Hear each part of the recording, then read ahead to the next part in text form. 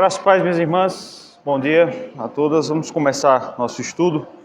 Peço que todas agora vão se aquietando para nós começarmos. Vamos logo abrindo nossas Bíblias em Eclesiastes, pela última vez. Eclesiastes 12, versos de 9 a 14.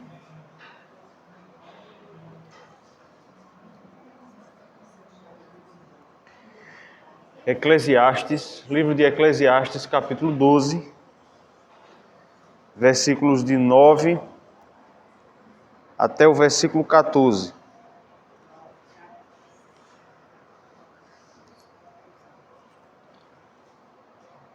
Esse é o último estudo, irmãs, que nós vamos fazer desse livro. Estamos terminando essa série hoje. Eu já postei vários dos estudos lá no canal do YouTube, então quem quiser reassistir, ver algum que perdeu, pode ir lá no canal do YouTube da igreja. E os estudos estão sendo gradativamente postados lá, tá certo? Todo sábado está entrando um episódio, um estudo novo, né? Eclesiastes 12, versos de 9 a 14. Todo mundo encontrou? Amém?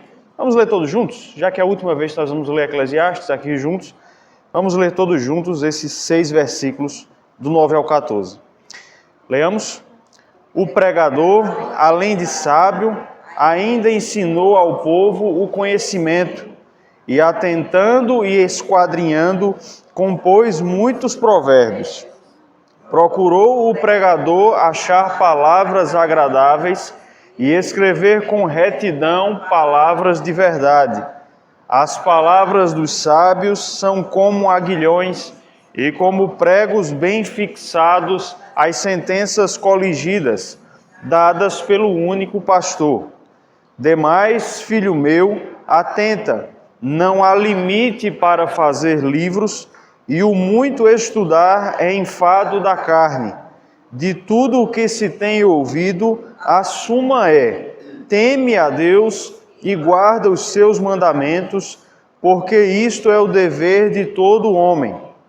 Porque Deus há de trazer a juízo todas as obras, até as que estão escondidas, quer sejam boas, quer sejam más. Amém. Vamos fazer uma oração? Vou pedir para que a nossa irmã Rejane possa estar fazendo uma oração de intercessão pelo estudo dessa manhã.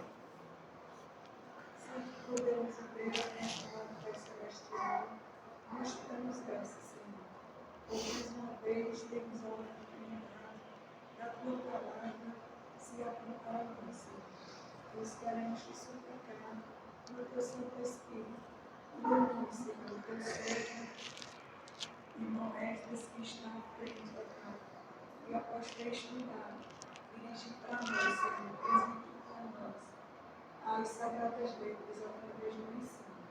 Abençoa a sua vida, direciona a sua mente, e edifica-se facilmente no que Ele vai nos ensinar hoje. Que Ele possa aprender também para a edificação da sua vida como recompensa, pela dedicação que Ele tem tido, ao estudo e à transmissão da tua palavra. Assiste também a nós, enquanto alunos ou estudantes, nessa manhã de escola dominical, e nós também sejamos atendidos, assistindo pelo teu Santo Espírito.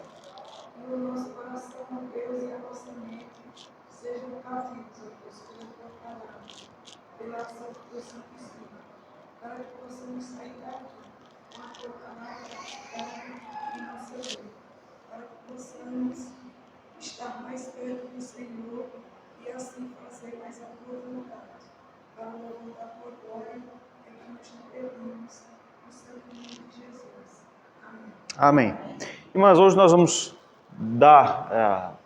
vamos trazer aqui, o último estudo no livro de Eclesiastes. E antes de nós entrarmos, irmãs, no estudo propriamente dito, eu gostaria de fazer algumas indicações aqui. Durante esses meses em que eu trabalhei com vocês, Eclesiastes, eu consultei alguns comentários. Então, alguns são mais exegéticos, é mais para a área de quem se dedica à preparação de estudos e tal. Mas eu gostaria de fazer a indicação de 2 livros, um deles eu vou mostrar aqui, é esse aqui, escrito por esse pastor presbiteriano, Emílio Garofalo Neto. Ele tem ficado relativamente conhecido. O nome do livro é Isto é Filtro Solar, Eclesiastes e a Vida Debaixo do Sol. A ideia de isto é filtro solar é aquilo que Salomão diz várias vezes, que nós estamos debaixo do sol. Então você precisa de protetor solar para se proteger do sol. É como se o livro de Eclesiastes fosse um filtro solar, um protetor solar que nos permite viver sem maiores danos aqui debaixo do sol. Então, esse livro, apesar de ser relativamente grosso, a letra é grande, então ele não é tão grande quanto aparenta ser aqui, tá certo? Os capítulos são breves. O tom em que ele escreve é para um crente comum da igreja, ele não se aprofunda muito no texto. A leitura é muito boa, as notas de rodapé são muito bem humoradas, às vezes ele coloca alguma piadinha ali na nota de rodapé, então quem quiser comprar esse livro e ler, quase todos os filmes que eu indiquei aqui vieram desse livro, tá certo? Nos estudos de Eclesiastes. E um outro livro que eu não vou poder mostrar fisicamente aqui, porque eu só tenho ele em e-book, só tenho ele no formato digital, é Estudos Expositivos em Eclesiastes, pela editora Cultura Cristã. Esse livro aqui é a editora Monergismo, editora reformada, e o Estudos Expositivos em Eclesiastes é da editora Cultura Cristã, editora da Igreja Presbiteriana do Brasil. Ele é mais caro, os preços da Cultura Cristã são piores, mas o livro também é muito bom, vai nessa pegada também mais devocional desse livro. O autor se chama Philip Ryken, é um pastor chamado Philip Ryken. Então esses dois livros, se alguém tiver interesse em ler algo sobre Eclesiastes depois, eu indico esses dois. Irmãs, então, tendo dito isso, vamos olhar para o texto agora. Nós vamos olhar hoje, nessa manhã, para a última perícope do livro de Eclesiastes. Semana passada, aquelas que estavam aqui, devem lembrar que eu disse que o texto do estudo passado, que vai até o versículo 8, são as últimas palavras de Salomão no livro de Eclesiastes. Talvez você fique um pouco surpreso com isso, porque ainda há uma partezinha do livro que é essa que nós acabamos de ler, versos 9 a 14. No entanto, nós já dissemos isso semana passada, muito provavelmente esses versículos que nós acabamos de ler, eles não são da pena de Salomão, tá certo? Você talvez já tenha conseguido perceber isso, porque o autor, né, o pregador, ele é referido aqui na terceira pessoa, enquanto que antes, nos textos anteriores, ele sempre se referia a si mesmo na primeira pessoa. Eu, o pregador, tenho sido rei em Israel, ele diz isso lá no capítulo 1. Aqui, quem está escrevendo, seja lá quem for, refere-se ao autor em terceira pessoa. Ele, o pregador, e aí ele faz vários comentários sobre a vida de Salomão aqui. Provavelmente, irmãs, a pessoa que escreveu esses versículos aqui é a mesma pessoa que escreveu aquilo que está no capítulo 1, versos de 1 a 11, que é o prólogo do livro. Essas duas partes, muito possivelmente, não foram escritas por Salomão, mas por algum escriba que tenha servido como editor da cópia do livro de Eclesiastes. Aí aqui, irmãs, a gente tem que parar e pensar um pouquinho sobre como os livros bíblicos, os livros da Bíblia, os livros canônicos chegaram até nós. Eu não sei se vocês sabem, mas nós não temos mais o original, aquilo que é chamado de autógrafo, que foi escrito por Salomão. O rolo em que Salomão escreveu Eclesiastes se perdeu, assim como todos os rolos originais dos livros bíblicos. Nós não temos mais. Você não tem mais o papiro que Mateus escreveu, que Lucas, que João, nenhum deles. Paulo, nenhum. O que é que nós temos então? Nós temos cópias, tá certo? À medida em que os livros bíblicos passaram a ser lidos, os escribas, copistas, começaram a fazer cópias. E é através da comparação de cópias que nós temos a Bíblia. Então, os autógrafos se perderam. O que nós temos são cópias dos livros escritos pelos autores bíblicos. Alguém pode dizer assim, então, como é que eu vou confiar que a Bíblia é verdadeira se a gente não tem o original? Só tem a Xerox. Mas, irmãs, isso é uma dúvida que geralmente os ateus colocam contra a Bíblia para dizer que a gente não pode ter confiança na Escritura porque não temos os originais. No entanto, isso é uma calúnia, porque o número de cópias que nós temos da Bíblia é tão grande e a semelhança entre as cópias é tão grande que nos dá confiança de que o texto é fidedigno. Por exemplo, já ouviram falar daquele poeta chamado Homero? Já ouviram falar dele, o grego, que escreveu Ilíada, a Odisseia? Aquele homem viveu 500, 600 anos de Cristo. Os escritos dele se perderam. A gente não tem. O que é que nós temos? Cópias. Sabe qual é a cópia mais perto do original que você tem de Homero? Ela dista mais ou menos 400 anos. E mesmo assim, você não vai ver nenhum ateu dizer que os escritos de Homero não são de Homero. No caso da Bíblia, a gente tem cópias muito próximas, 40, 30 anos, 20 anos, e muitas cópias, milhares de cópias. Por exemplo, o Novo Testamento tem cerca de 40 mil cópias antigas. E elas são praticamente idênticas. Então é claro que o texto que nós temos aqui é um texto fidedigno. Mas eu abri esse parênteses para dizer que nós não temos o texto original de Salomão. O que nós temos são cópias. Esse texto que nós lemos aqui, capítulo 12, versos 9 a 14, e a primeira parte, capítulo 1, versos de 1 a 11, apareceram provavelmente através do trabalho de um copista. Algum escriba foi copiar o livro de Eclesiastes, escrito por Salomão, e aí o que foi que ele fez? Ele aproveitou e colocou um texto antes e um texto depois. E é assim que nós temos essa forma final do livro de Eclesiastes. Ficou claro aqui? Entenderam isso? Alguém pode dizer, então peraí, essa parte aqui que o escriba escreveu é palavra de Deus? Porque não foi Salomão que escreveu, foi uma outra pessoa que quis escrever. Então eu devo receber isso aqui como palavra de Deus? A resposta que nós damos é sim. Por quê? Alguém arrisca, alguém chuta? O jeito que Deus inspirou Salomão, inspiração. Sim. Mas como é que nós sabemos disso? Nós podemos crer, irmãs, nós podemos ter certeza de que o texto que nós temos aqui é inspirado porque ele chegou até nós. Essa é a resposta. Os hebreus, os primeiros leitores, aqueles que receberam o Antigo Testamento, reconheceram esse texto como inspirado. E é por isso que nós recebemos. Você lembra lá daquele texto lá de Romanos, capítulo 9, quando Paulo... Lembra lá que em Romanos, de 9 a 11, Paulo fala sobre o destino dos judeus no plano da salvação. Lá em Romanos 9 tem um versículo que Paulo diz assim: a eles, aos judeus, pertencem a aliança, os oráculos, ele vai dizer assim, a legislação. Aos judeus pertence a legislação. O que é que Paulo está dizendo ali? Ele está dizendo que coube aos judeus receber o cânon do Antigo Testamento. Foram eles que receberam. Assim como coube à igreja receber o cânon do Novo Testamento. Então nós podemos confiar que esse texto que a gente leu aqui é inspirado porque os seus primeiros leitores, os judeus, receberam esse texto. Está entendendo? Eles reconheceram como texto inspirado. Por isso, mesmo não sendo da pena de Salomão, a gente recebe esse texto aqui, assim como o texto do começo, como sendo inspirado. Entrando um pouco mais nesse assunto, por que que nós não recebemos os livros dos Macabeus, o livro de Judite, o livro de Tobias? Por que é que nós não recebemos esses livros? Livros que a Igreja Católica recebe, vocês sabem disso, né? Por que é que a gente não recebe? A resposta é, porque os judeus não receberam esses livros. A Igreja do Antigo Testamento não recebeu esses livros. Foi a Igreja de Roma que depois incluiu esses livros na Bíblia. Mas como eles não foram recebidos pela Igreja do Antigo Testamento, a comunidade hebraica, a gente não recebe, tá certo? A Bíblia que Jesus lia é a Bíblia que nós temos em mãos. Esse Antigo Testamento sem os livros, sem os 7 livros acrescidos pela Igreja de Roma, tá certo? Então, irmã, só algumas informações sobre essa parte do texto aqui. Ela foi incluída, então, por algum editor, por um escriba, que nós não sabemos, ele não diz o seu nome. E esse tipo de texto aqui, irmãs, era muito comum nessa época.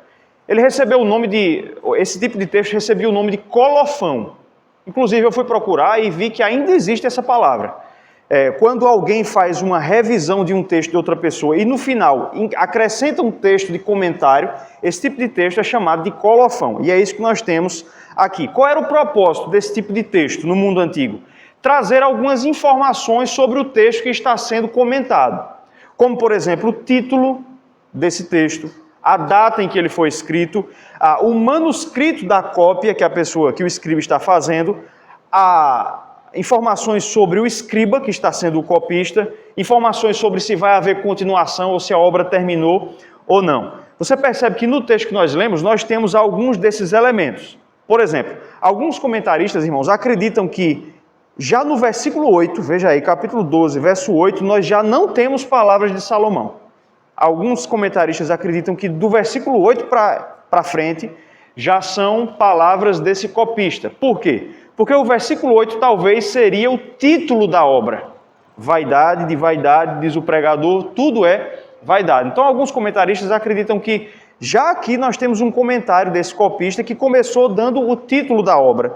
Outra evidência disso é que a gente não consegue ver na nossa tradução, mas entre o versículo 8 e o versículo 9, no original hebraico nós temos uma palavrinha, que poderia ser traduzida como i, a interjeição de continuidade do português, i.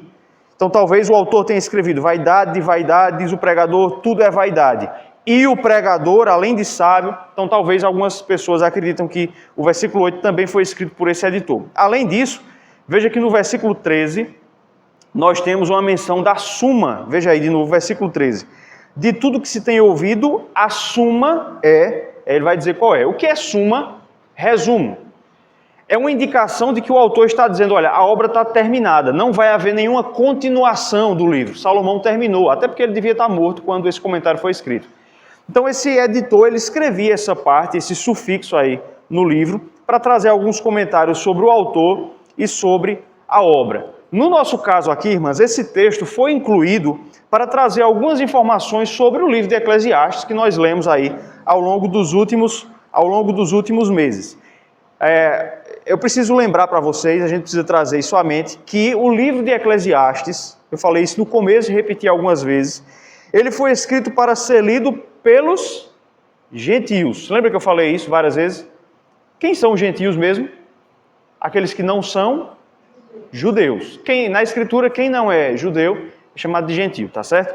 Então, o livro foi escrito para ser lido em primeiro lugar pelos gentios. E talvez esse editor, o escritor dessa parte aqui, escreveu essas palavras pensando nisso. Um estrangeiro que lesse o livro, talvez ao final da leitura estivesse um pouco confuso. Como nós vimos nos últimos meses, irmãs, Eclesiastes é um livro desafiador. Ele vai nos dizer e nos disse algumas coisas incômodas para nós. Como, por exemplo, que a vida é passageira, que você vai morrer, que a riqueza se esvai, que a riqueza vai embora, que tudo nessa vida é passageiro, que as alegrias são passageiras, que há dias difíceis, não é isso? Salomão disse coisas difíceis, e talvez o propósito do autor é fornecer aqui algum caminho para aqueles que lessem o livro após o término da leitura. Então esse editor, ele tem dois propósitos aqui, irmãs, nesses versículos. O primeiro é fazer uma homenagem ao autor. O autor é Salomão. Seja lá quem quer que tenha escrito essa parte do livro aqui, ele quer fazer uma homenagem a Salomão. Veja que ele diz aí, verso 9, chama Salomão de um homem sábio. Então ele quer trazer aqui um tributo ao rei de Israel, ao filho de Davi, ao autor do livro. E em segundo lugar, o autor tem o propósito de fazer uma exaltação do texto. Então ele vai trazer aqui elogios ao autor do texto, Salomão, e ao próprio texto, ao próprio livro de Eclesiastes. Entre os versos 9 até uma parte do verso 11, irmãs, nós podemos ver algumas informações que o autor traz, então, tanto sobre Salomão, quanto sobre o livro de Eclesiastes. Veja aí o versículo 9. Ele diz o seguinte: o pregador, além de sábio, ainda ensinou ao povo o conhecimento. Então ele começa trazendo alguns elogios a Salomão. Ele é chamado aqui de sábio. Salomão é um homem sábio, versículo 9. O próprio Salomão, lá no começo do livro, ele disse que foi um homem que buscou a sabedoria, e aqui o editor chama Salomão de homem sábio. A gente não sabe se havia uma classe especial em Israel de homens que recebiam esse nome, esse epíteto, né, de sábio. Mas o fato, irmãos, é que o editor aqui, ele quer exaltar a figura de Salomão. Veja que ele diz que, além de sábio, ele ensinou ao povo o conhecimento.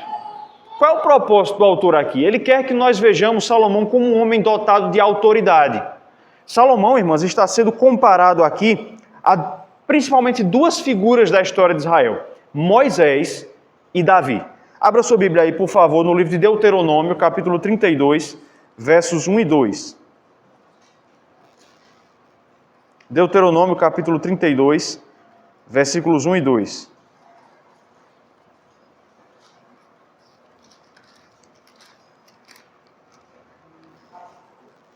Pode ler, quem achar pode ler, por favor. 32, versículos 1 e 2. Inclinai os ouvidos aos céus e falarei, e ouça a terra as palavras da minha boca. Proteja a minha doutrina como jugo, destile a minha palavra como orvalho, como chuvisco sobre a relva, e como gotas de água sobre a erva. Perceba como Moisés, que é o autor desse cântico aqui, ele se apresenta como doutrinador. Ele diz aí, goteja a minha doutrina como a chuva. Moisés também ensinou ao povo de Israel, assim como o autor diz que Salomão ensinou o povo de Israel. E a segunda comparação é a figura de Davi. Abra sua Bíblia, por favor, no Salmo 34, verso 11.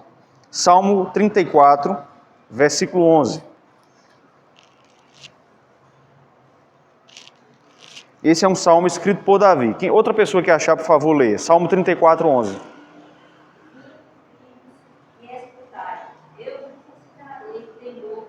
Isso. Então vejam, Moisés e Davi ensinaram ao povo coisas. E da mesma forma, o autor agora diz que Salomão também ensinou a sabedoria ao povo de Israel. Ensinou o conhecimento. Qual é o propósito do autor aqui? É que nós vejamos, irmãs, as coisas que Salomão escreveu como autoridade. É só você lembrar da figura de Moisés. A gente viu aqui que é uma comparação entre Salomão e Moisés. O que foi que Moisés entregou ao povo de Israel? As tábuas da lei. Ou, de maneira mais resumida, a lei. Uma vez que Salomão é comparado a Moisés, o autor quer que nós entendamos que as coisas que Eclesiastes diz são para nós lei. Perceberam aqui qual é o propósito dele? O autor é comparado a Moisés e a Davi. Além disso, o autor também vai fazer alguns elogios ao próprio texto de Eclesiastes. Veja aí versículo 9 em diante, versos 9 e 10. Ele diz o seguinte: atentando e esquadrinhando, compôs muitos provérbios. O escritor está dizendo que Salomão foi um homem muito sábio e que durante a sua vida, a gente percebe aqui que provavelmente Salomão tinha morrido, né? Porque isso parece ser um epitáfio da vida de Salomão, aquilo que se escreve na lápide, né? O autor diz que Salomão compôs muitos provérbios, e nós até sabemos quantos foram. Lá no primeiro livro dos Reis, nós temos a informação de que Salomão escreveu 3.000 provérbios. 3.000 provérbios ele escreveu, além de cânticos, enfim. Ele escreveu 3.000 provérbios, o texto diz isso, ele compôs muitos provérbios, mas veja o versículo 10. Procurou o pregador achar palavras agradáveis e escrever com retidão palavras de verdade. O autor diz aqui, irmãs, que muito embora Salomão tenha escrito muitos provérbios, a gente sabe quantos foram, 3.000, ele escolheu apenas alguns, apenas uma pequena parte para entrar no livro de Eclesiastes. Esses provérbios que entraram em Eclesiastes são chamados aqui de palavras agradáveis. Versículo 10. Ele escolheu palavras agradáveis para colocar em Eclesiastes. Preste atenção. O autor não está dizendo aqui que Salomão quis nos agradar com esse livro. Até porque ele não fez isso. Ele disse coisas difíceis para nós. A ideia de palavras agradáveis aqui não é uma palavra que afague o nosso ego, mas a ideia é de palavras penetrantes. Estão entendendo isso? Salomão colocou palavras penetrantes, palavras marcantes no livro de Eclesiastes.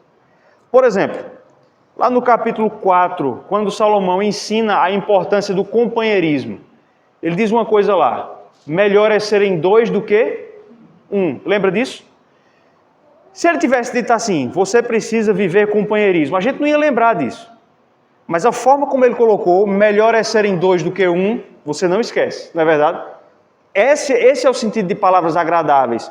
Um cordão de 3 dobras não se rompe com facilidade. Olha, está vendo que vocês lembram como é que termina o versículo? Por quê? Porque Salomão escolheu palavras agradáveis. Você consegue lembrar. De modo que o ensinamento de Salomão penetra de maneira mais fácil, por causa da forma como ele escolheu escrever. Ficou claro o sentido de palavras agradáveis? É no sentido de que o texto é marcante, de que o texto é profundo, tá certo? Além disso, ainda o versículo 10 diz que Salomão escreveu com retidão palavras de verdade. Salomão colocou no texto de Eclesiastes, irmãs, palavras que refletem a verdade. Abra sua Bíblia rapidinho aí em 2 Crônicas, capítulo 9, verso 8. E nós vamos ver que Salomão não era apenas um bom poeta, um bom escritor, mas era também um homem de verdade. Isso aqui é o texto em que a rainha de Sabá visita o rei Salomão.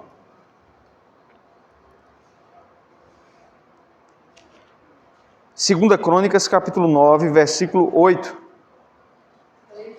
Pode ler, pode ler.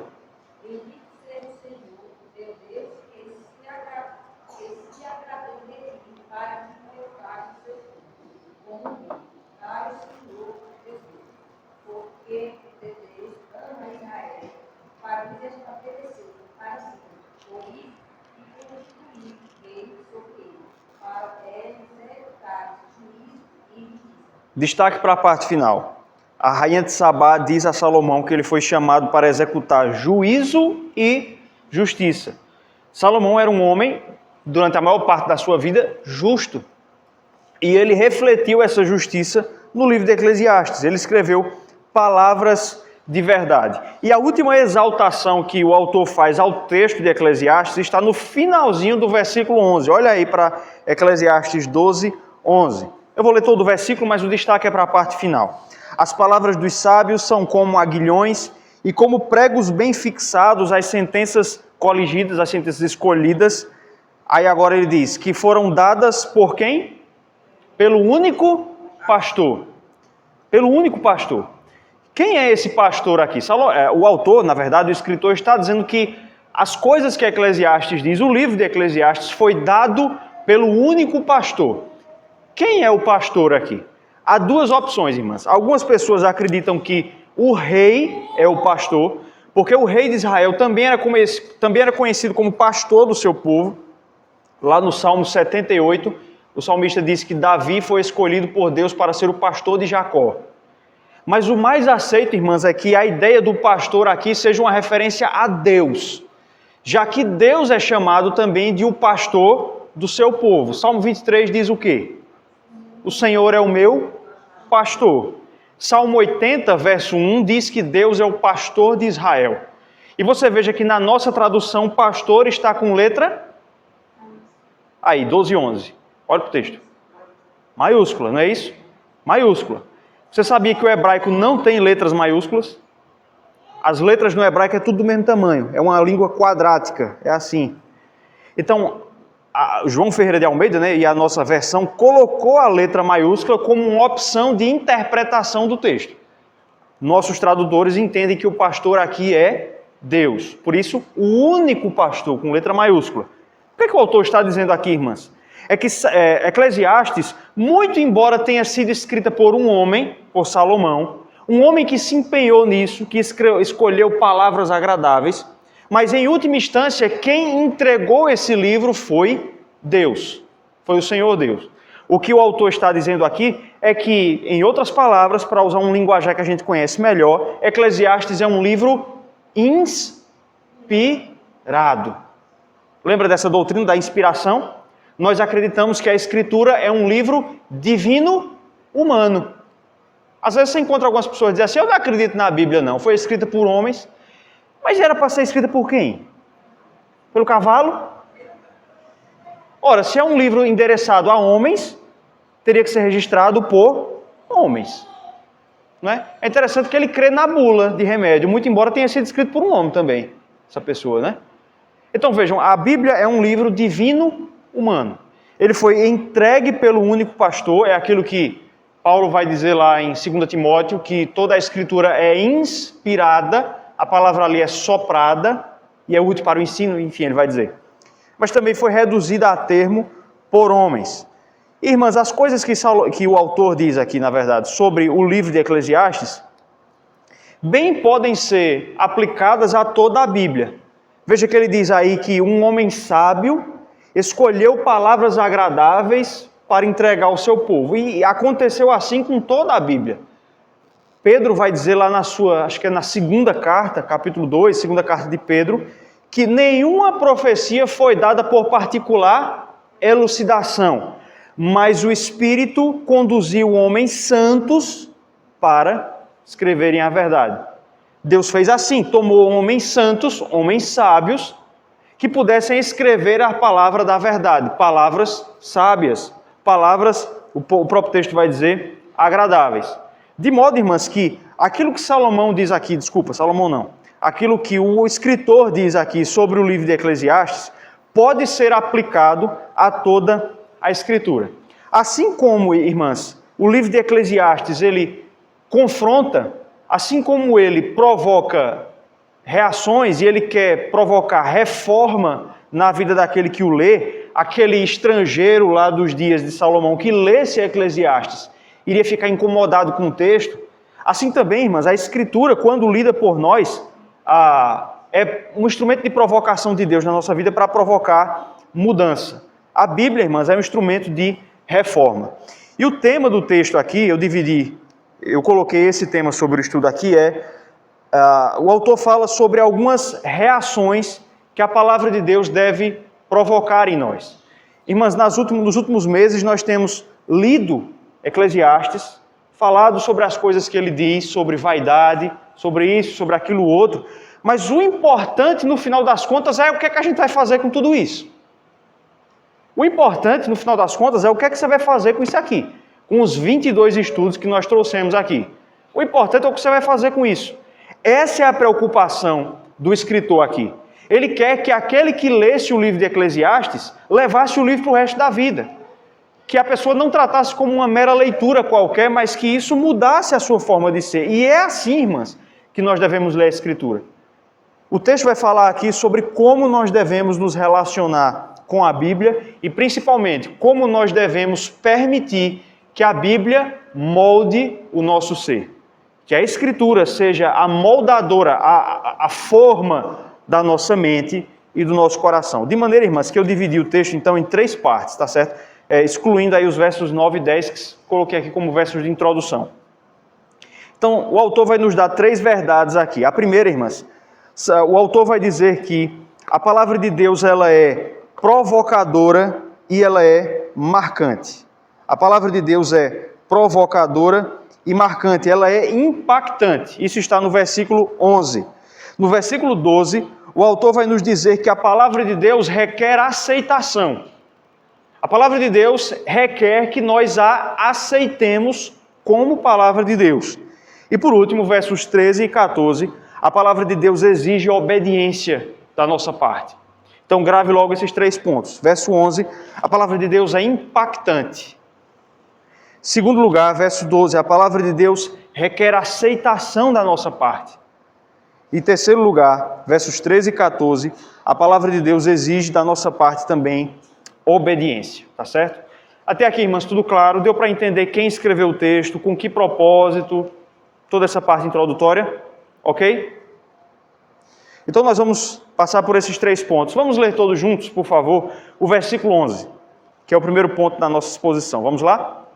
As palavras dos sábios são como aguilhões e como pregos bem fixados às sentenças coligidas dadas pelo único pastor.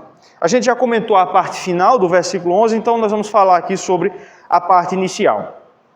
Salomão aqui, eu acho que eu vou ter muita dificuldade no estudo todo, não foi Salomão que escreveu essa parte. Quem quer que tenha escrito aqui, o escriba, vamos chamar assim, o escriba, ele faz uma comparação aqui das palavras dos sábios. A gente já sabe que o sábio aqui é Salomão, esse sim, já foi dito no verso 9. E as suas palavras, ele está falando do livro de Eclesiastes, tá certo? É um comentário do livro. Ele está dizendo, irmãos, que as palavras dos sábios são como aguilhões e como pregos. Ele faz uma dupla comparação aqui do livro de Eclesiastes. Ele é como um aguilhão e é como um prego. A gente precisa olhar então para o que significam essas duas coisas. O que é aguilhão? Alguém sabe? Alguém chuta? Ou tem um palpite? Quase isso. Aguilhão é algo como um espinho. Você lembra lá do texto de Paulo? O aguilhão do pecado é a morte. Onde está, ó morte, o teu aguilhão? Aguilhão é algo que prende, mas no caso aqui, aguilhão, irmãos, era uma vara e que tinha na ponta algum objeto cortante, um pedaço de vidro, um espinho, uma ponta de uma lança, e ela era usada pelos pecuaristas, pelos cavaleiros também, para provocar o animal a algo. Então, se você queria que o animal virasse para a direita, você batia com o aguilhão no lado esquerdo do pescoço dele para que ele virasse para cá. Esse é o aguilhão. Era uma vara que na ponta continha esse objeto pontiagudo que feria o animal, mas que na verdade o propósito não era nem tanto ferir, mas muito mais provocar a algo. O animal empanca, você dá uma pancada nele com o aguilhão, ele andava. A palavra de Deus aqui é comparada ao aguilhão. O que é que o autor está dizendo? É que assim como o aguilhão antigo provocava, incomodava o animal a fazer algo, a palavra de Deus nos compulsiona ou nos compele, essa é a palavra, a fazer algo. A Bíblia, irmãs, é como se fosse um aguilhão batendo no nosso pescoço para que a gente faça alguma coisa. Você não lê a Bíblia e simplesmente termina de ler o texto e diz, é muito bonito, muito bom, gostei, amanhã eu vou ler mais. Não, a Bíblia não tem esse efeito. A Bíblia é um aguilhão colocado por Deus para nos direcionar a tomar uma atitude. Por isso que alguém disse que ou a Bíblia te afasta do pecado, ou o pecado te afasta da Bíblia. Eu não sei de quem vem essa frase, mas ela se adequa bem ao que o escriba está dizendo aqui. A Bíblia é como um aguilhão.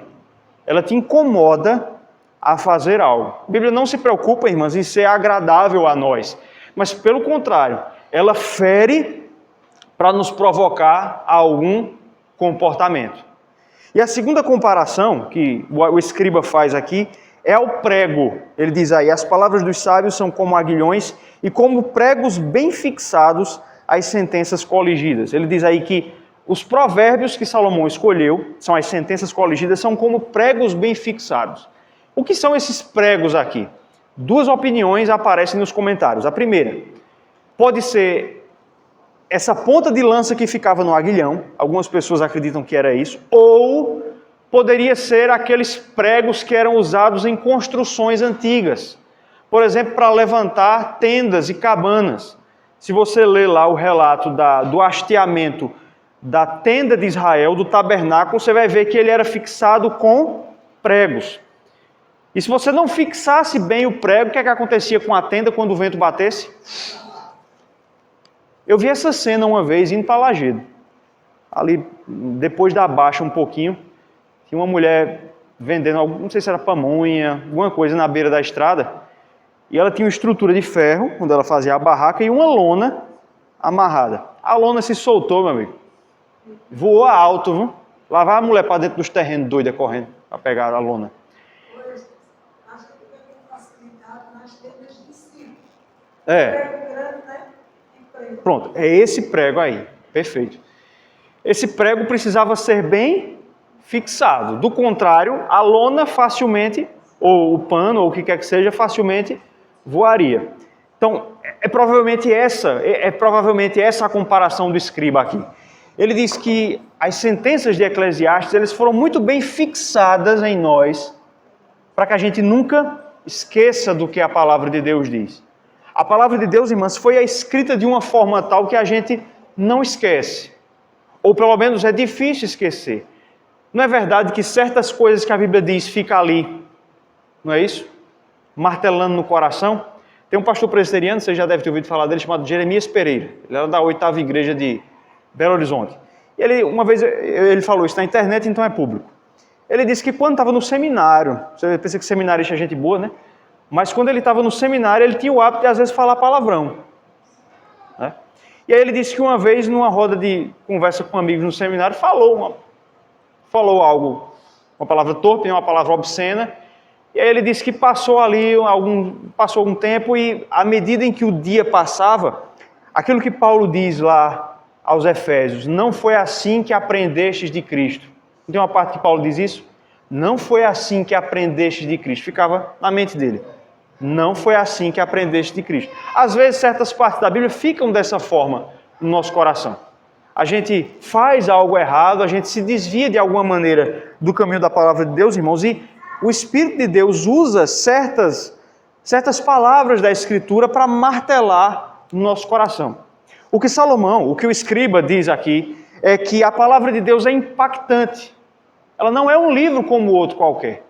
Ela nos fere para nos levar ao arrependimento e ela fixa nas nossas memórias. Você consegue lembrar das frases da Escritura. Você vai lembrar de muitas frases de Eclesiastes. Tudo é vaidade. Para tudo há um tempo determinado debaixo do sol. Não é isso? Quem aumenta a ciência, aumenta a tristeza. Esses provérbios a gente lembra com facilidade. Isso mostra, irmãs, que a palavra de Deus ela é, então, impactante. E se nós partirmos para uma análise daquilo que o todo da Escritura mostra, nós vamos ver que isso é confirmado em outras partes. Abra sua Bíblia, por favor, em Hebreus capítulo 4, versos 12 e 13. Deixe marcado aí Eclesiastes e abra em Hebreus capítulo 4, versículos 12 e 13.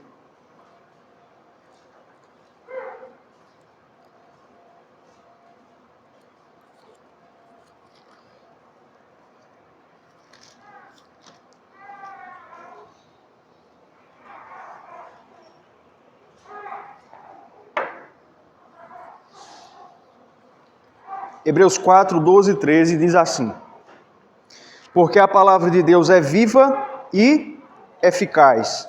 Veja agora, é mais cortante do que qualquer espada de dois gumes, e penetra até o ponto de dividir a alma e espírito, juntas e medulas, e é apta para discernir os pensamentos e propósitos do coração.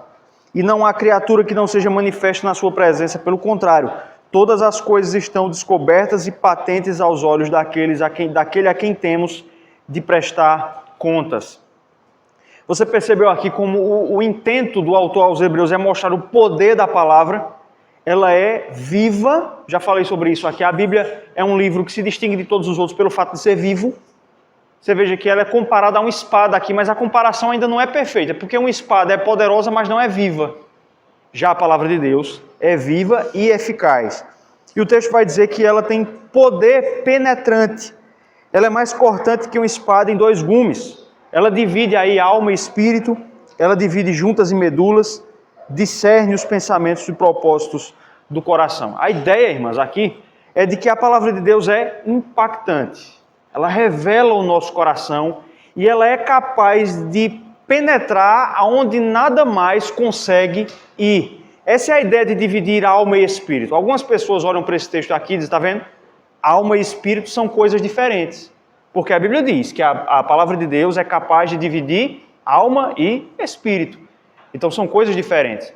Mas isso não faria sentido, irmãs. O autor não está dizendo aqui que a Bíblia é capaz de separar coisas que já estão separadas. Não faria sentido. A ideia é que a palavra de Deus consegue dividir o que ninguém mais consegue dividir. Alma e espírito, que são a mesma coisa. Juntas e medulas, que são a mesma coisa. A palavra de Deus consegue fazer aquilo que nós não conseguimos fazer, porque ela é um aguilhão. Ela consegue ferir a nossa consciência e nos levar ao arrependimento. Houve uma pessoa que tentou resistir ao aguilhão. Abra sua Bíblia aí rapidinho em Atos capítulo 26. Veja como, mais uma vez, a figura do aguilhão vai aparecer aqui. Atos 26, versículo 14.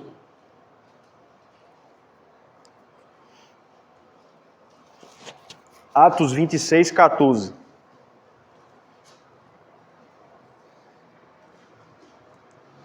Alguém que queira ler, pode ler, por favor.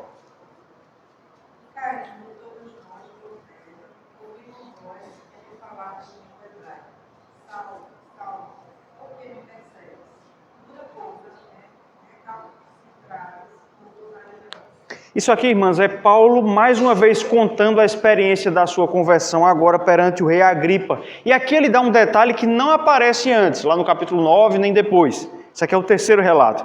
Ele diz que quando Cristo apareceu a ele, falou em língua hebraica, e aí o meu destaque vai para a parte final. Cristo disse a Saulo, dura coisa é recalcitrares. O que é recalcitrar? É lutar, é resistir. Dura coisa é recalcitrares contra os aguilhões. Veja a figura do aguilhão de novo aqui. O que é que o texto está dizendo aqui, irmãos? É que a conversão de Paulo, de Saulo, não começou na estrada para Damasco. A conversão dele não começou ali. A conversão dele começou antes. A pregação dos apóstolos, talvez de Estevão, lembra daquela mensagem de Estevão lá no capítulo 7, quando Estevão é martirizado, antes dele ser martirizado, né? Talvez aquela pregação já havia começado a entrar na consciência de Paulo, tal como um aguilhão. E na estrada para Damasco, Cristo diz, olha, não adianta você lutar contra o aguilhão. É quando ele cai do cavalo, ou seja, ele perde a luta contra a palavra de Deus. Por quê? Porque ela é mais cortante do que uma espada de dois gumes. Irmãs, é assim que acontece na vida do eleito. Na vida daquele que será regenerado, acontece assim. A palavra de Deus entra na mente, começa a ferroar, começa a machucar. O indivíduo inicialmente resiste. Ele recalcitra contra os aguilhões. Você talvez tenha feito isso, né? Ou você fez isso, Regina? Muito bem. Você talvez tenha feito isso. Você recalcitrou contra os aguilhões. Seus irmãos se convertendo e você ali resistindo. Até o dia em que você também caiu do cavalo. Porque ninguém consegue recalcitrar contra o aguilhão da palavra de Deus. Ficou claro aqui? Então o primeiro ponto lá de Eclesiastes 12, volto para lá, é que a palavra de Deus é impactante. As sentenças coligidas são como aguilhões e pregos. A palavra de Deus é poderosa. Tá certo? Em segundo lugar, irmãs, versículo 12. O texto vai nos dizer que a palavra de Deus, além de ser impactante, tal qual um aguilhão, um prego bem fixado, ela requer a aceitação da nossa parte. Ela requer que nós a aceitemos como ela é, como palavra de Deus. Vamos ler todos juntos o versículo 12, por favor. Vamos lá, bem forte. Demais, filho meu, atenta, não há limite para fazer livros, e o muito estudar é enfado da carne. Isso. O escriba diz aqui, está dando alguns conselhos para o leitor que havia acabado de sair de Eclesiastes. E ele diz aqui, irmãs, que não há limites para se fazer livros. Esses dias eu estava, esses dias não, estudando para o estudo aqui, eu me lembrei. Estima-se que hoje em dia, por ano, sejam publicados mais de 1 milhão de livros. Você não vai conseguir ler todos, obviamente, né? Então hoje nós temos muitos livros sendo publicados. Mas já nessa época, o autor já disse que havia também muitos livros. Não tantos quanto hoje, obviamente, por causa da facilidade de publicação, mas já nessa época havia muitos livros. Por exemplo, lá na biblioteca de Alexandria, lá no Egito, havia milhares de livros também, milhares de rolos. E aqui o escriba diz que não há limite para se fazer livros. A gente tem que lembrar, irmãs, preste atenção nisso aqui, que o livro de Eclesiastes ele está inserido dentro de um gênero literário. Eu falei sobre isso no começo, que é chamado de literatura sapiencial. Já ouviu falar disso? Literatura sapiencial. A Bíblia tem alguns estilos literários, não é isso? Gêneros literários. Lei, narrativos, livros históricos, poesia, cartas, e aí você tem livros de sabedoria. Provérbios, Jó, Eclesiastes, certos salmos também. Eclesiastes está dentro desse gênero, mas no universo geral também, havia muitos livros parecidos com Eclesiastes nessa época. Eu até citei um deles aqui, a Odisseia de Gilgamesh, que Salomão cita lá no capítulo 7. Salomão faz uso desse livro, da Odisseia de Gilgamesh. Inclusive, os historiadores dizem que havia um estilo literário da época que era chamado de sapiência do pessimismo. Havia uma tendência de sábios escreverem livros pessimistas. E alguns até colocam Eclesiastes dentro desse gênero literário. Em resumo, irmãos, o que eu estou dizendo é que Eclesiastes estava dentro de um contexto em que havia muitos outros livros de sabedoria na época. No entanto, o autor está dizendo aqui que nós não deveríamos, ou que o leitor não deveria receber Eclesiastes como apenas mais um livro, mas como um livro diferenciado. Veja que, recapitulando o versículo 11, esse livro, diferentemente dos demais, ele foi dado pelo único pastor. Quando a gente pensa nisso, a gente consegue reinterpretar o que o verso 12 diz. Demais, filho meu, atenta, não há limites para fazer livros, e o muito estudar é enfado da carne. O que o escriba está dizendo para aquele que havia acabado de ler o livro é, olha, livro você vai encontrar um monte, mas você nem vai conseguir ler todos, e tentar conseguir sabedoria é enfado na carne. Faça o seguinte, fique com Eclesiastes. É mais ou menos isso que ele está dizendo. Conseguiu entender isso? Ao invés de procurar em tantos e tantos livros, fique com a Escritura. É aquilo que Spurgeon disse, né? Sobre outros livros. Ele disse que você pode visitar outros livros, mas deve morar na Escritura. Spurgeon disse isso. Foi citado esses dias pelo pastor aqui. Você pode visitar outros livros, mas você deve morar na Escritura. É claro, irmãs, e é importante a gente dizer isso, que o escriba não está dizendo que seja proibido ler outros livros. Tá certo? O escriba não está dizendo para a gente aqui que você só deve ler a Bíblia e livros sobre a Bíblia. Não. Você pode ler literatura secular. Aliás, é muito interessante que você faça isso. Você pode ler literatura secular, é muito enriquecedor se você fizer isso. Mas o ponto aqui, irmãs, do escriba é que nós devemos permitir que a Escritura molde a nossa cosmovisão e não a sabedoria secular. O que o escriba está comentando aqui, irmãs, é sobre o conflito de cosmovisões. O que o escriba está dizendo é que muitos livros aí fora, muitas visões aí fora, vão tentar moldar a forma como nós pensamos. Mas nós devemos permitir e aceitar que a Bíblia, a Escritura, seja a formadora da nossa mentalidade. Conseguiu entender isso? Você pode ler os outros livros, você pode ver o que a cultura tem para dizer, mas você deve aceitar a palavra de Deus como ela é, como palavra de Deus, e que ela conduza você à verdadeira sabedoria. O apóstolo Paulo, irmãs, ele fala sobre algumas pessoas que crescem em conhecimento, mas não crescem em sabedoria. Abra sua Bíblia em 2 Timóteo, capítulo 3, verso 7. 2 Timóteo, capítulo 3, versículo 7. 6 e 7, para ficar mais claro o contexto. 2 Timóteo, capítulo 3, versículos 6 e 7.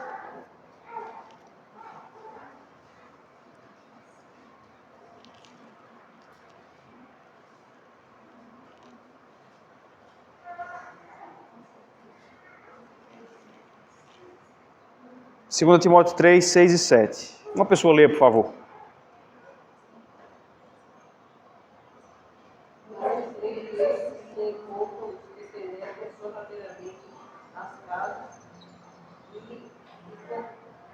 Conseguem cativar mulheres sobrecarregadas de pecado, conduzidas em várias paixões, que aprendem sempre e jamais podem chegar ao conhecimento da verdade. Veja o que o Paulo diz no verso 7. Algumas pessoas aprendem sempre, mas jamais podem chegar ao conhecimento da verdade.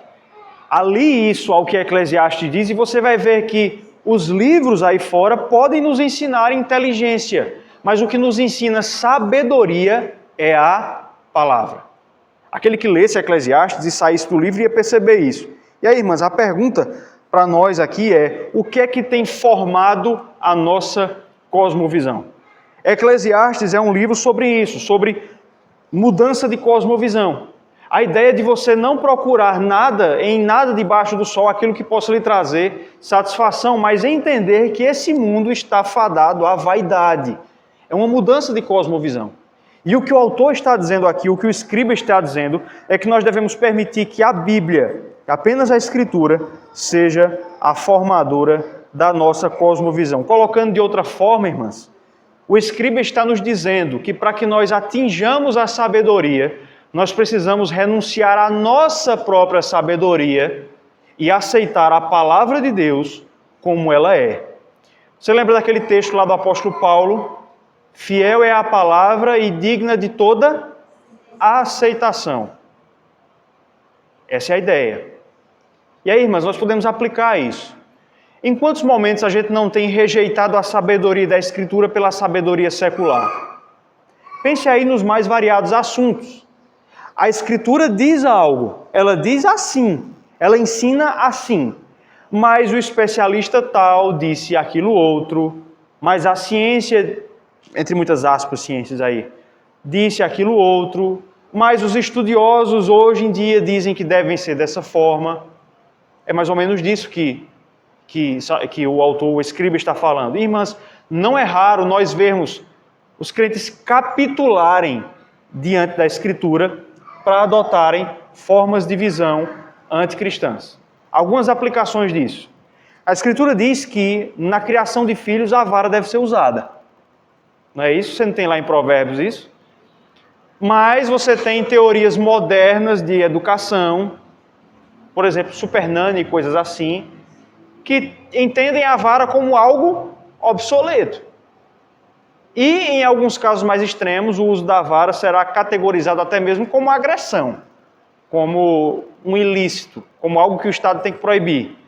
Então a pergunta, nesse ponto específico, é: você fica com a Escritura ou com a sabedoria do coração humano? A Escritura diz algo sobre isso. Você fica com qual? Pode falar, Vera.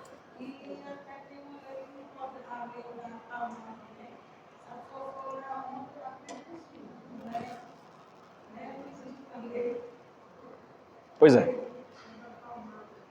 Pois é. Então, a gente pode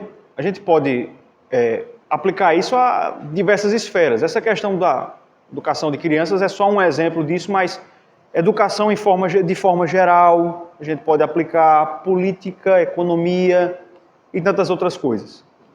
O chamado, irmãs, do livro de Eclesiastes aqui no seu final, é que nós permitamos que a Escritura seja a formadora da nossa cosmovisão. Depois dessa sequência aqui, não será próximo domingo, será de hoje a 15, nós vamos começar a estudar, se Deus quiser, os 10 mandamentos. Eu pretendo passar um longo tempo nesse tema. E nós vamos ver que os 10 mandamentos são formadores de cosmovisão, porque eles falam sobre todas as áreas da vida, sobre culto, sobre relacionamento com o próximo, tantas outras coisas, sobre casamento, sobre economia. E aí a ideia é, permita que a lei de Deus, e não a sabedoria humana, seja a formadora da sua cosmovisão. Deixa eu dar um exemplo aqui. Eu lembrei de um exemplo agora. Eu lembro que isso foi citado por um pastor presbiteriano numa palestra que eu assisti há muito tempo. Ele disse que quando foi fazer os estudos dele, salvo engano, na Inglaterra, ele se deparou ali com uma situação interessante. Muitos pastores que vivem no Oriente, na Índia, na China, haviam saído dos seus países para ir para a Inglaterra fazer mestrado, fazer doutorado, fazer um seminário, enfim. E muitos deles, vejam só, crentes, tinham deixado suas esposas no seu país, tinham ido sozinhos. E eles iam passar ali 3, 4, 5 anos longe da esposa para, ao fim do curso, voltar para o seu país. Aparentemente, irmãs, algo moralmente indiferente. Mas a Bíblia diz algo sobre isso. Você sabia? Paulo diz lá em 1 Coríntios 7 que marido e mulher só podem separar-se, deixar de ter contato íntimo para a oração.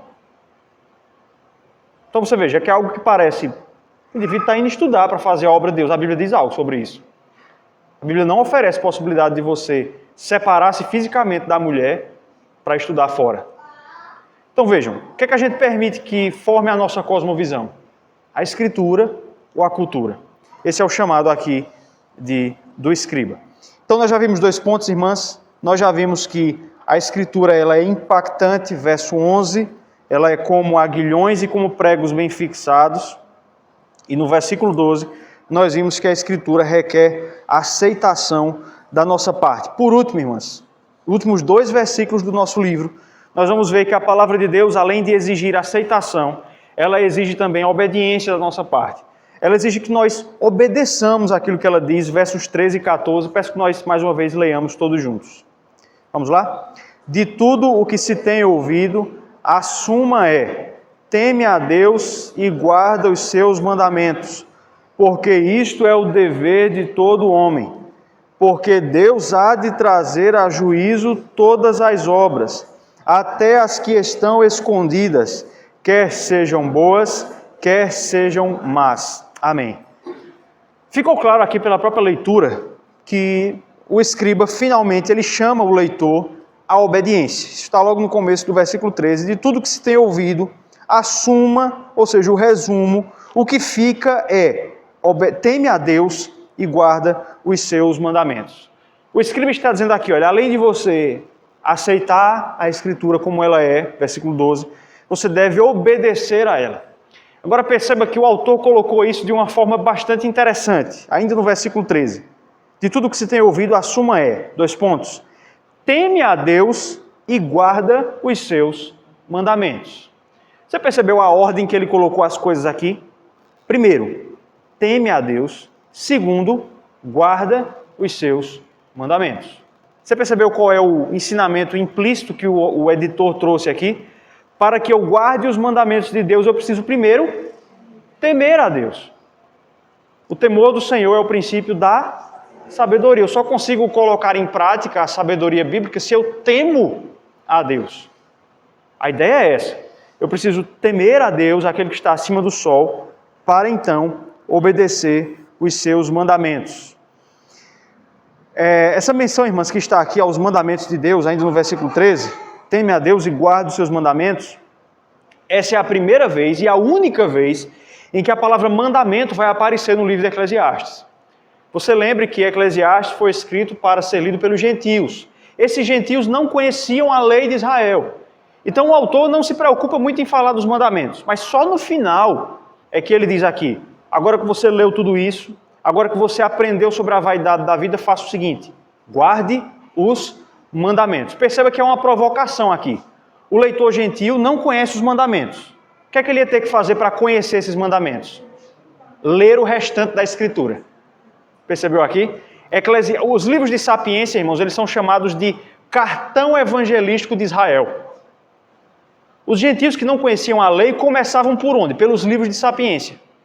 E uma vez que conheciam a vaidade, eles eram então introduzidos depois à lei de Israel. E poderiam obedecer essa lei. Esse é o raciocínio aqui. Nota de rodapé. Eu queria fazer uma aplicação disso. Às vezes, irmãos, nós fazemos evangelismo de maneira bem errada. Ou não errada, mas deslocada. Vou usar essa palavra. Por quê? Porque nós vamos nos relacionar com os incrédulos que em muitos casos não conhecem a Escritura e nem dão crédito aos mandamentos de Deus, e às vezes a gente começa pelo contrário, a gente começa pelos mandamentos. Você está errado, isso aí é pecado, isso é pecado, a Bíblia diz isso. E eu não estou dizendo aqui, irmãs, que nós não devamos fazer isso, mas uma estratégia melhor é começar derrubando a cosmovisão do incrédulo. É o que Eclesiastes faz. Ele começa destruindo o edifício conceitual do incrédulo, a cosmovisão do incrédulo, para depois dizer, olha, eu tenho uma cosmovisão melhor, os mandamentos. Aprende os mandamentos. Você pode fazer isso. Ao invés de você despejar a Bíblia de uma vez, assim, atabalhoadamente sobre o incrédulo, você pode identificar as inconsistências do pensamento incrédulo, porque todo incrédulo é inconsistente. Ninguém consegue levar a idolatria às últimas consequências, não é isso? O ateu, quando o avião está caindo, ele pede a Deus para não morrer. Ele não consegue levar o ateísmo dele às últimas consequências. Então você pode pegar isso, as inconsistências do ateu, e mostrar isso. Depois que você mostrar as falhas, você pode dizer, olha, agora eu tenho uma coisa melhor, a lei de Deus. E aí você ensina. Ficou claro isso, irmãs? Às vezes a gente inverte um pouco a coisa, tá certo? Às vezes a gente inverte um pouco as coisas. Então o autor diz aqui, o editor, que nós devemos obedecer aos mandamentos do Senhor. E no complemento, final do verso 13 e verso 14, ele vai nos dar dois incentivos. Vai nos dar duas formas de ânimo para que nós obedeçamos os mandamentos de Deus. A primeira delas, irmãs, está no complemento do versículo 13. Veja aí a última frase do versículo 13. Porque isto é o dever de todo homem. Guarda os mandamentos, porque isto é dever de todo homem.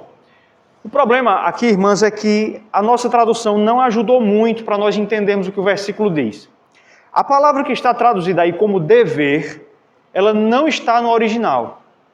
Ela foi incluída na tradução como uma tentativa de interpretação.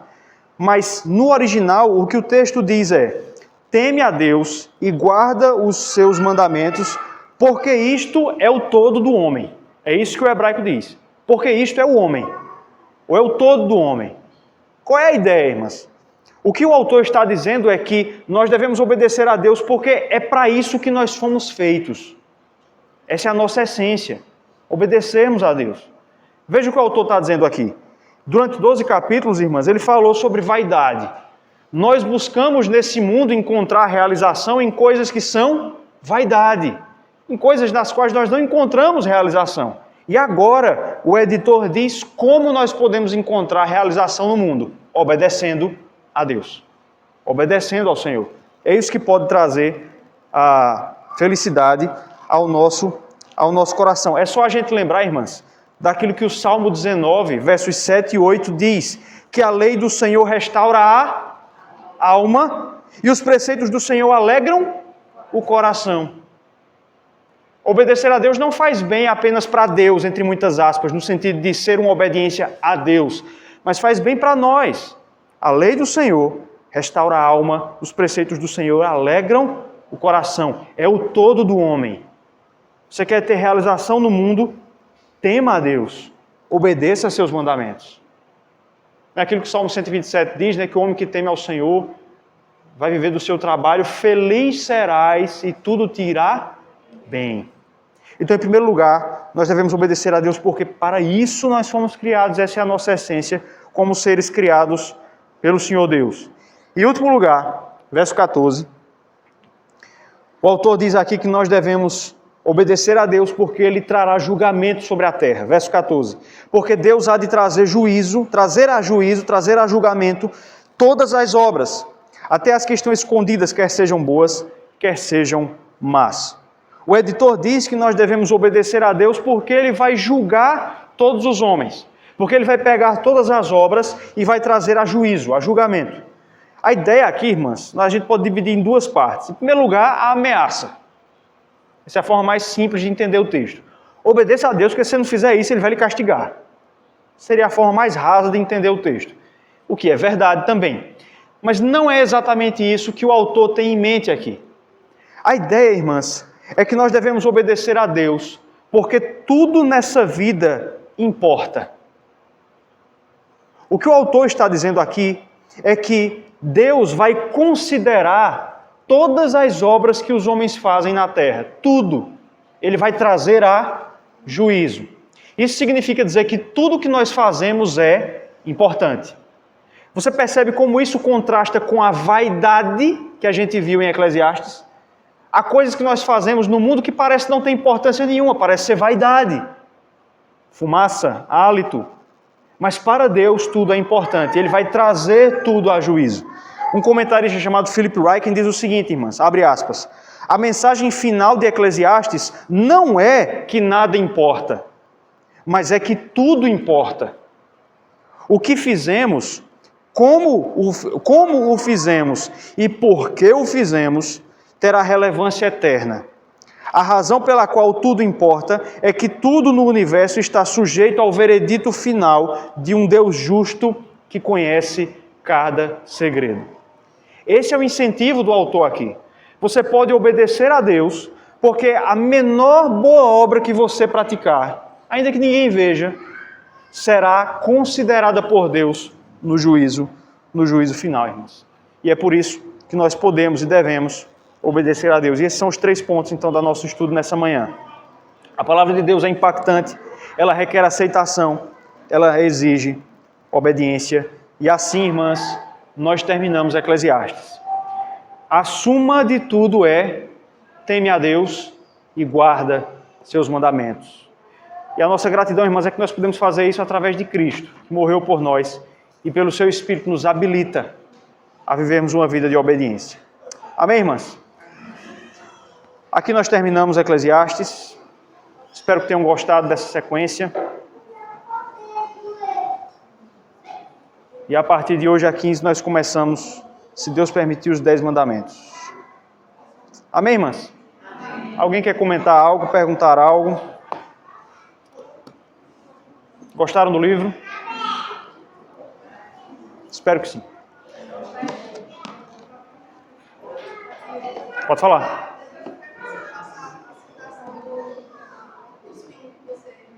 Certo. É a videoteca de Eclesiastes. Ok, vou fazer. Amém, irmãs. Deus abençoe. Até a próxima oportunidade.